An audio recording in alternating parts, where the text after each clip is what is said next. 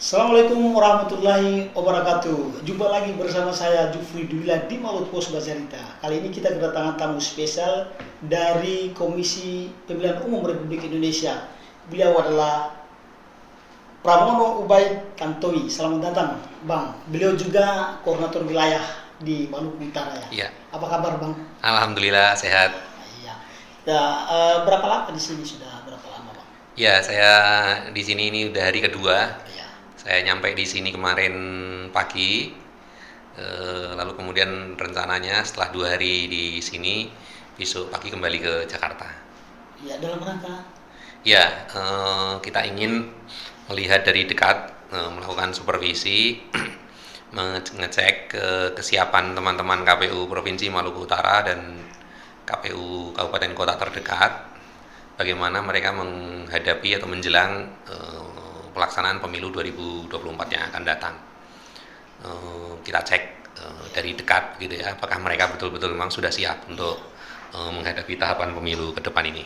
untuk hasilnya mereka sudah memang benar-benar siap menghadapi pemilu. Sejauh ini saya tidak melihat ada hal yang perlu dikhawatirkan dari teman-teman KPU Provinsi maupun KPU Ternate, KPU Tidore. Dari sisi sumber daya manusia misalnya, para pejabat struktural di lingkungan sekretariat sudah terisi. Lalu dari sisi komisionernya juga nggak ada yang bermasalah. Apalagi dari KPU provinsinya juga saya kira mereka memiliki kesiapan yang cukup baik untuk mengkoordinir pelaksanaan pemilu di Maluku Utara. Ya. Oh, selama menjadi KPU Republik Indonesia, untuk Korwil sudah lama. Iya. Korwil. Gimana? Jabatan Korwilnya udah lama. Ya, kalau kita ini kan di KPU RI 7 orang komisioner ini kan masing-masing komisioner menjadi koordinator wilayah di beberapa provinsi tertentu gitu ya. Kayak saya misalnya menjadi Korwil selain Maluku, itu juga misalnya di Kepulauan Riau, Ya. lalu kemudian di mana lagi ya, di Kalimantan Timur misalnya. Jadi ada beberapa wilayah begitu. Iya. Untuk kesannya, Bang, soal pelaksanaan pemilu atau pilkada di Maluku Utara sendiri sebagai Korwil melihatnya seperti apa? Iya. Apakah sudah membaik?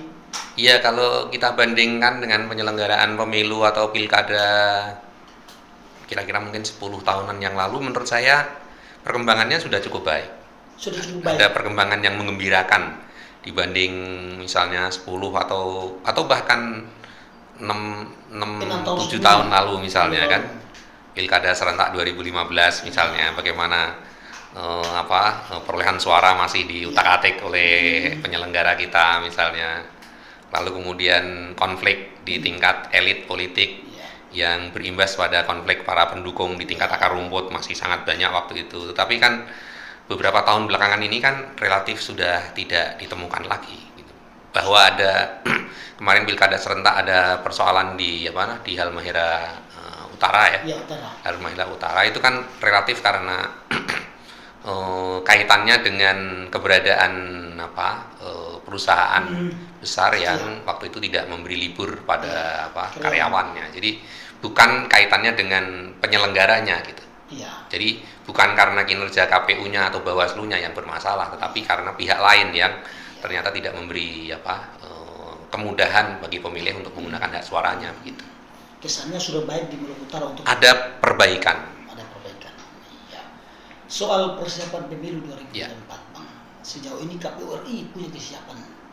Misalnya dari sisi teknis Ya. maupun anggaran seperti apa, Bang? Ya, kita sejak selesai menyelenggarakan Pilkada 2020 gitu ya. Jadi sejak awal 2021 kita sebenarnya sudah melakukan langkah-langkah persiapan untuk menghadapi pemilu 2024. Langkah-langkah persiapan kita ini mencakup beberapa hal. Pertama, kita tentu yang pertama harus merencanakan atau merancang tahapan pemilunya gitu ya. Jadi bulan apa kegiatannya apa, bulan apa masuk tahapan apa gitu. Itu kita rancang sedemikian rupa, dan itu kemudian nanti yang diusulkan ke pemerintah dan DPR yang terakhir kemarin disepakati tanggal pemilunya tanggal 14 Februari ini. Itu kan bagian dari perencanaan KPU terkait dengan tahapan pemilu. Lalu yang kedua, perencanaan anggaran tentu saja. KPU merancang kebutuhan anggaran bukan hanya untuk penyelenggaraan pemilu di tingkat pusat, tetapi juga untuk seluruh KPU provinsi dan KPU kabupaten kota di seluruh wilayah Indonesia itu anggarannya kita rencanakan. Nah itu kan sekarang prosesnya sudah dilakukan pembicaraan dengan pemerintah dan DPR, sehingga kita berharap dalam waktu yang tidak terlalu lama pembicaraan itu sudah mengalami kemajuan. Sudah ada kejelasan alokasi anggaran, sekurang-kurangnya alokasi anggaran per tahun anggaran. Kan kita mengajukan anggaran itu kan bukan sekian langsung satu gelondongan gitu kan, enggak, tetapi mengajukannya untuk per tahun anggaran gitu ya. Itu yang kedua, jadi soal anggaran. Lalu yang ketiga, kita melakukan persiapan penyiapan regulasi-regulasi. Jadi undang-undang pemilu kita tidak berubah gitu ya. Nah, tetapi undang-undang pemilu ini agar bisa dijalankan untuk melaksanakan tahapan-tahapan pemilu kan harus diturunkan menjadi peraturan-peraturan KPU. Nah, kita saat ini sudah menyiapkan sekian draft atau rancangan peraturan KPU terkait dengan tahapan-tahapan pemilu yang akan digunakan nanti dasar teknis penyelenggaraan tahapan pemilu. Misalnya kita sudah menyiapkan draft peraturan KPU tentang pendaftaran dan verifikasi partai politik. Peraturan KPU tentang pemutakhiran daftar pemilih, peraturan KPU tentang penataan daerah pemilihan, peraturan KPU tentang rekrutmen badan ad hoc. Jadi tahapan-tahapan pemilu yang awal untuk tahun 2022 ini itu rancangan PKPU-nya sudah kita siapkan jauh-jauh hari. Gitu. Sudah kita siapkan, gitu ya. Jadi nanti kita tidak mendadak nanti baru mau tahapannya, regulasinya baru kita siapkan, enggak. Jadi dari jauh-jauh hari sudah kita siapkan. Sehingga nanti tinggal kita ajukan ke pemerintah dan DPR untuk dibahas di dalam RDP, gitu ya, untuk nanti disahkan. Itu yang ketiga. Nah, yang terakhir persiapan kita adalah memperkuat sosialisasi kepada publik. Kita terus menyampaikan kepada masyarakat mengenai pemilu 2024 itu akan seperti apa, yang pada tahun yang sama akan dilanjutkan dengan pilkada serentak secara nasional. Nah itu kan sesuatu yang baru sebenarnya, karena pemilu 2019 yang lalu kan memang 5 surat suara, tetapi kan tidak dilanjutkan langsung dengan pilkada. Tapi 2024 nanti kan pemilunya serentak nasional langsung dilanjutkan dengan pilkada serentak. Nah ini hal-hal seperti ini harus sudah kita mulai sampaikan ke masyarakat, sehingga masyarakat sudah mulai menyadari bahwa kita punya hajatan besar di tahun 2024 yang akan datang. Bukan hanya untuk pemilu di tingkat nasional, tetapi dilanjutkan dengan pilkada, pemilihan gubernur, bupati, dan wali kota secara serentak di tahun 2024. Ya, tadi saya lupa soal total anggaran yang nanti disiapkan oleh KPU RI berapa untuk pemilu 2024. Jadi kewenangan KPU itu kan kita merencanakan atau merancang, gitu ya. Nanti kebutuhan anggaran itu harus diajukan ke pemerintah dan DPR, karena yang punya uang kan pemerintah. Iya. Gitu ya. Yang punya uang pemerintah, sementara yang menyetujui nanti pemerintah dan DPR memberi persetujuan gitu. Jadi prosesnya begitu gitu. Nah, KPU kemarin awalnya memang sempat mengusulkan 86 triliun untuk 86 KPU triliun. Tetapi kemudian dari pengajuan berikutnya kita rasionalisasi, lalu tinggal menjadi 72 triliun. 72 triliun. Tetapi kan kita terus berkomunikasi dengan pemerintah dan DPR.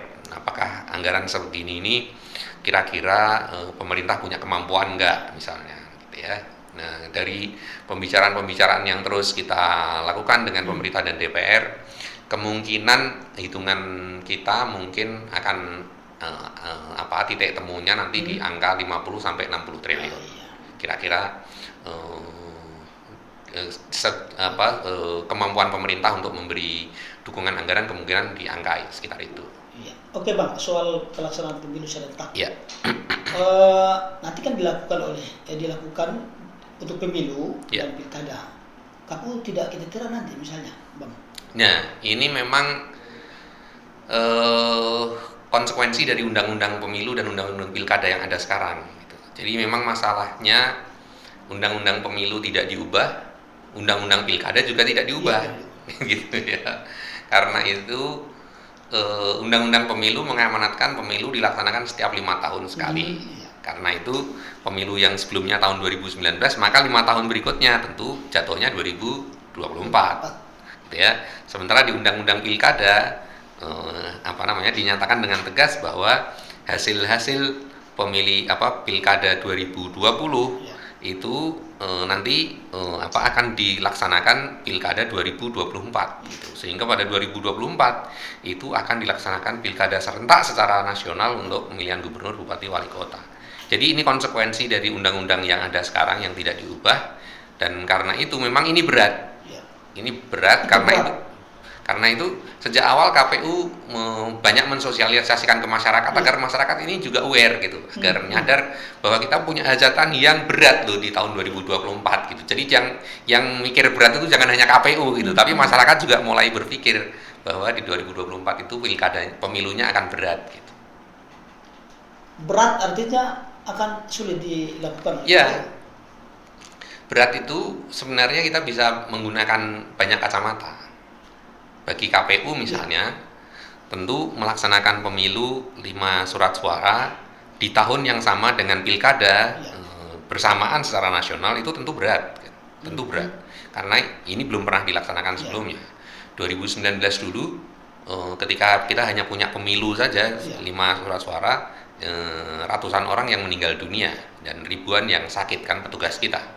Gitu ya, apalagi ini lalu dilanjutkan dengan tahapan pilkada di tahun yang sama. Tentu kan ini kan beban yang berat. Karena itu KPU ada banyak terobosan yang kita siapkan untuk mengantisipasi hal-hal tersebut. Kita tentu sudah menyiapkan langkah-langkah antisipasinya. Itu dari kacamata KPU. Lalu dari kacamata misalnya partai politik. Partai politik itu mereka berarti mulai tahun ini mereka harus mulai rekrutmen calon-calon anggota DPR RI, calon anggota DPRD provinsi, DPRD kabupaten kota. Lantas mereka juga harus menyiapkan calon-calon yang akan maju di Pilgub dan Pilkada kabupaten kota. Itu tentu tidak mudah bagi partai politik. Mereka belum tentu punya kader yang mumpuni, ya kan? Kalaupun punya, mereka punya kapasitas enggak, punya kualitas enggak, punya popularitas apa enggak, punya isi tas apa enggak. Kan modal politik kan penting juga bagi partai politik kan, gitu. Jadi ada banyak hal yang menjadi PR teman-teman partai politik untuk menyiapkan sekian kandidat untuk sekian jenis pemilu dan pilkada. Gitu. Tentu tidak mudah. Partai-partai kan untuk mengusung calon dalam pilkada kan harus negosiasi dengan partai-partai lain. Saya yang calon bupati, situ yang calon wakil bupati misalnya, tapi di tempat lain partai Anda yang jadi calon bupati, partai saya yang calon wakil bupati misalnya. Negosiasi-negosiasi ini kan tidak mudah. Jadi menyiapkan kandidat di seluruh wilayah Indonesia untuk DPR RI, DPRD provinsi, DPRD kabupaten kota, Pilgub, bupati, wali kota itu tidak mudah gitu bagi partai politik. Lalu yang ketiga bagi pemilih. Anda bayangkan pemilih itu nanti ketika menjelang pemilu 2024 itu akan terbombardir dengan isu-isu pilpres. Ya kan, di media televisi, di media koran, mau di media online, semua pemberitaan itu kan soal pilpres. Hampir nggak ada pemberitaan soal pileg, nggak ada pemberitaan soal pemilu DPD, ya kan? Semua pemberitaan itu soal pilpres. 2019 kemarin cebong kampret itu kan urusannya pilpres, bukan? Pasti otomatis itu ya? Ya, itu udah otomatis karena bobot politik pilpres itu kan lebih besar dibanding pileg. Pemilu DPD, betul, tensi politiknya lebih besar. Ini konteksnya masih di pilpres ya, pemilu nasionalnya yang Februari. Nah, karena pemilih hanya mendapatkan informasi tentang pilpres, maka mereka tidak cukup mendapat informasi siapa kandidat yang maju di pileg. Siapa saja kandidat yang maju dalam pemilu DPD. Calon-calon DPD di provinsi kita ini siapa aja sih? Nggak tahu mereka. Karena informasi yang mereka tiap hari terima di handphone itu soal pilpres terus. Iya kan? Yang mereka lihat di TV itu selalu pemberitaan soal pilpres saja. Nggak ada calon DPD ini siapa di daerah saya. Bagaimana pemilih bisa menggunakan hak pilihnya dengan baik kalau mereka nggak tahu kandidatnya? Gitu. Jadi ini ada problem yang sangat besar di tahun 2024. Bukan hanya bagi penyelenggaranya, tapi juga bagi partai politik sebagai aktor utama dalam pemilu, sebagai kontestan mereka, lalu bagi pemilih juga beban berat gitu. Jadi ini memang apa saran KPU untuk pemilih? Iya, kalau bagi ya ini kan banyak hal ya, banyak hal itu bisa KPU-nya yang bisa memainkan peran. KPU-nya misalnya memberi ruang yang sama untuk kampanye partai-partai politik misalnya. Jadi bahwa pasti pemberitaan itu fokusnya untuk pilpres, tetapi KPU bisa memberi ruang misalnya dengan alat-alat peraga yang menampilkan kontestan partai-partai politik, kontestan DPD misalnya, memberi kanal-kanal informasi di misalnya kerjasama dengan media setempat untuk mengiklankan kandidat-kandidat calon DPD di provinsi itu siapa saja, calon-calon anggota DPRD provinsi, DPRD kabupaten kota siapa aja misalnya. Kerjasama dengan media-media lokal itu penting sekali untuk mengimbangi pemberitaan yang otomatis fokusnya pilpres gitu. Nah itu kan bisa dilakukan oleh teman-teman KPU di banyak daerah. Lalu pemilihnya tentu saja pemilih harus proaktif untuk mencari informasi gitu. Jadi bukan hanya pasif mengkonsumsi berita yang setiap hari muncul, tetapi dia juga harus proaktif mencari informasi calon-calon DPD yang bertarung siapa aja, caleg-caleg dari partai-partai ini siapa saja. Jadi pemilihnya harus proaktif. Oke. Ini soal wacana penundaan pemilu dan memperpanjang masa jabatan presiden. Tanggapan KPU RI seperti apa? Ya, KPU ini kan pelaksana undang-undang. Itu prinsipnya.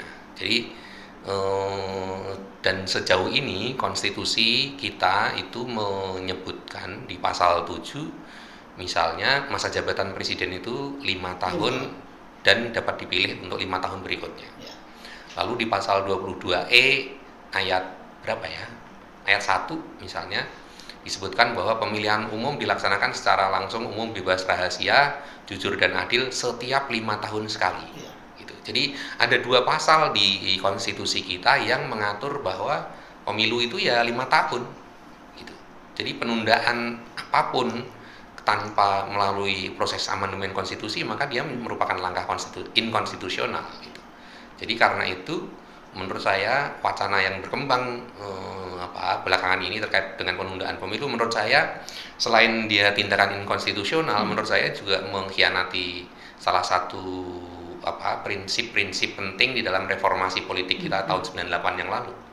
Ketika nggak tahu angkatan teman-teman, kalau saya kan besar di angkatan 98. Ketika kita dulu menjatuhkan Soeharto, salah satu hal yang kita tumbangkan adalah masa jabatan presiden yang tidak ada batasnya, ya kan?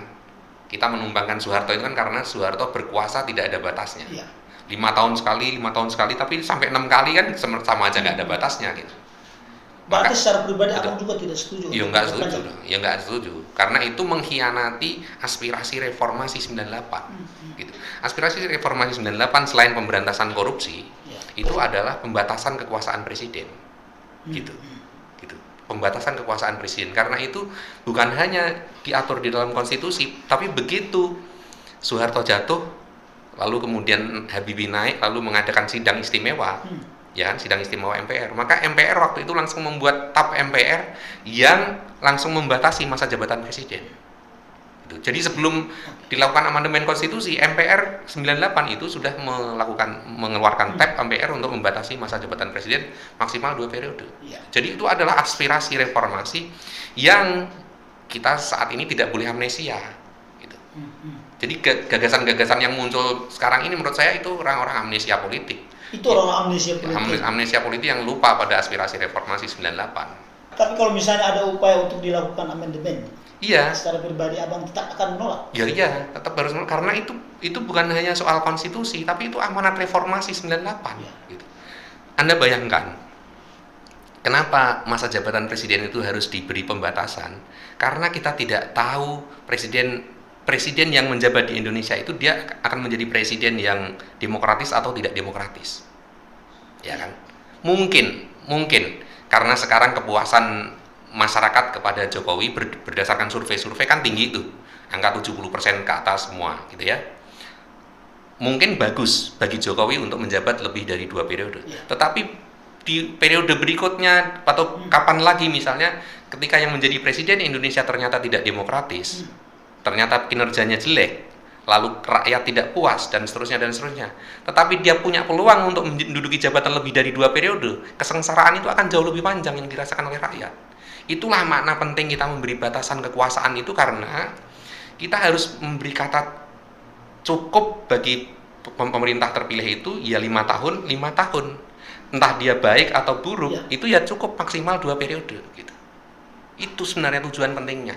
Jadi bukan hanya semata-mata konstitusi, tapi ini adalah amanat reformasi gitu. Kan kalau misalnya di amandemen terus kemudian disetujui untuk dilakukan penundaan pemilu, apakah KPU akan? Kalau dari sisi institusi tentu KPU tidak bisa menolak ya kan. Tapi kan kekuatan masyarakat sipil, anak-anak mahasiswa, kalangan kampus, media kan bisa menyuarakan itu, melakukan penolakan ya kan.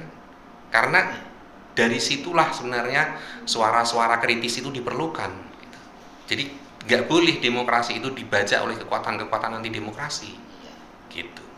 Soal perjuangan reformasi. Sejak perjuangan reformasi, bagaimana KPU kemarin waktu pemilu 2019 atau di pilkada 2020 ngotot mantan napi korupsi nggak boleh menjadi caleg, itu kan bagian dari komitmen kita atas perjuangan reformasi 98 dulu karena kita menolak KKN kan. Gitu. Nah selanjutnya setelah dari KPU nanti apa mau kemana?